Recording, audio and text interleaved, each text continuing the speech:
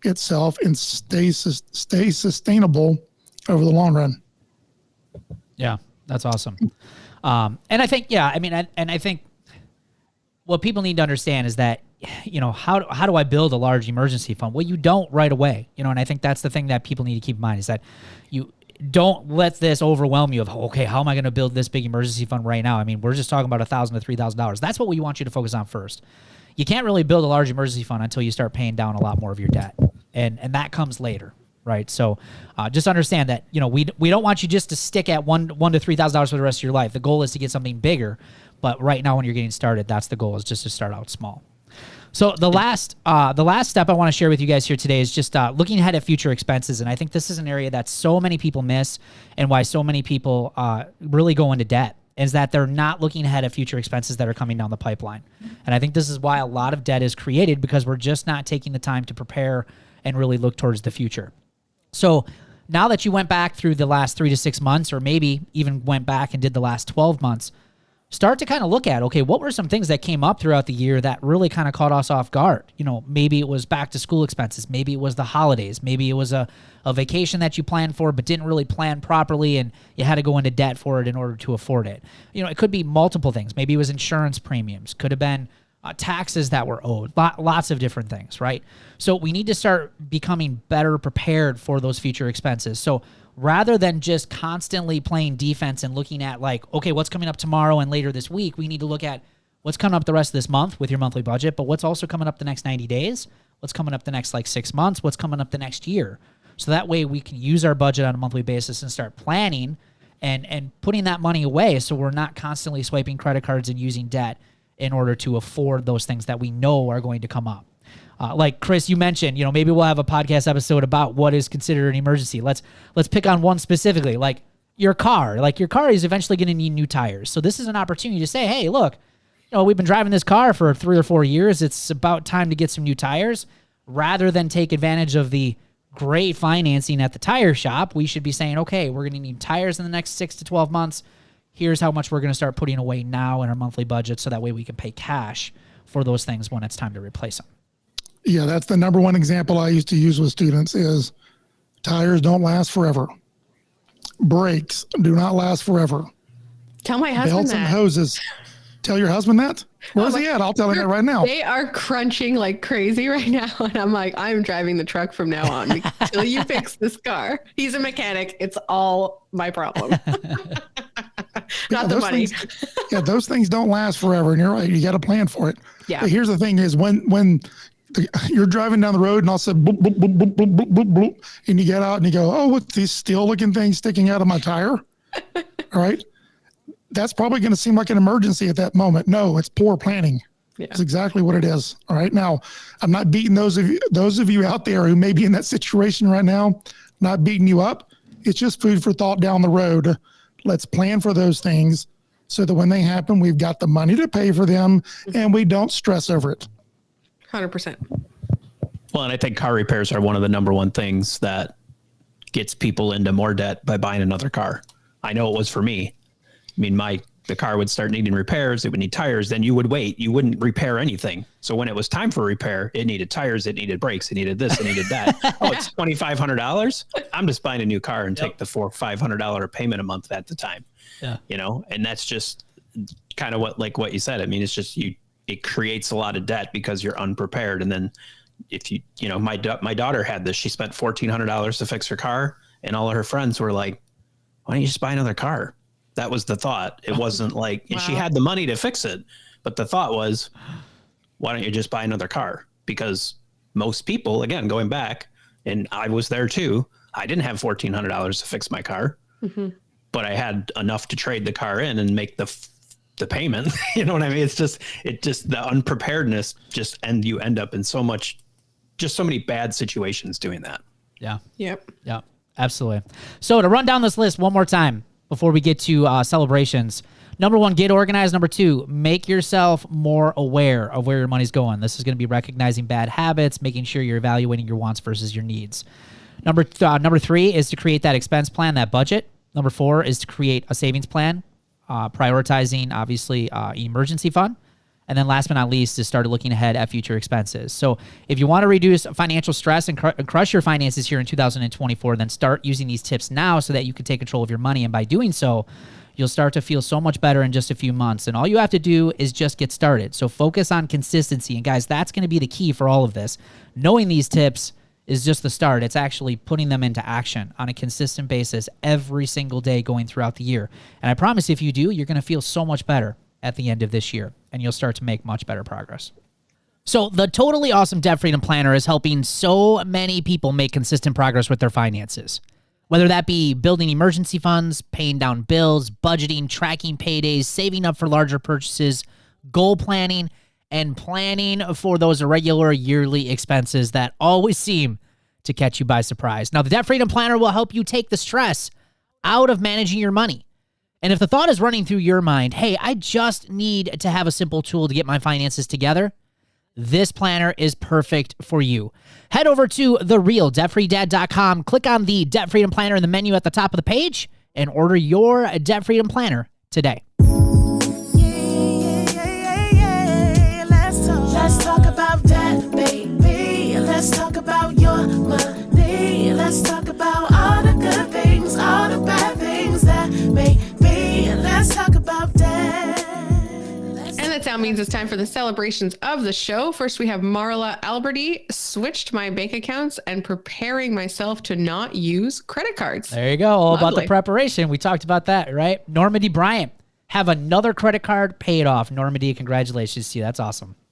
And Sonia Coons, I was off budget by $350 last month. Well, why? Because it was the first month that she wasn't regularly tracking. So it made her feel a little bit defeated, but she decided to do her where are you at sheet. And now she's reset and ready to go again. Yeah, there you go, Sonia. It happens. Happens, right? I'll fall off the wagon at some point. Good for you. Definitely. And Anne Rudzitis, I think I'm going to say that right. That is correct. You nailed it. Okay. Yes. I was practicing while we were reading. We sold a bunch of extra items from the house, and it feels so good to purge. I need to do the same thing, Anne. And Hope Weber, I haven't used a credit card in 4 months. Yeah, that's incredible, Hope. So congratulations to you guys. And again, congratulations to all of you who are ready to kick off the new year and crush financial stress. And as I mentioned about this workshop, if you're just getting started with our podcast, or maybe you've been listening for some time and you're interested in how you can get started on the road to financial freedom, go visit our website at debtfreedad.com. Sign up for our free Life Without Payments workshop, where I'm going to show you the first steps that have helped tens of thousands of people just like you and I kick financial stress and worry for good. We'll see you guys next week.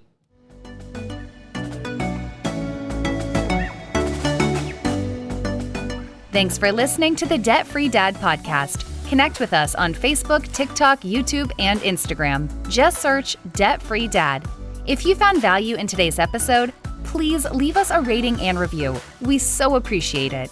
For resources, show notes, and links mentioned in today's show, visit debtfreedad.com. Catch you next week.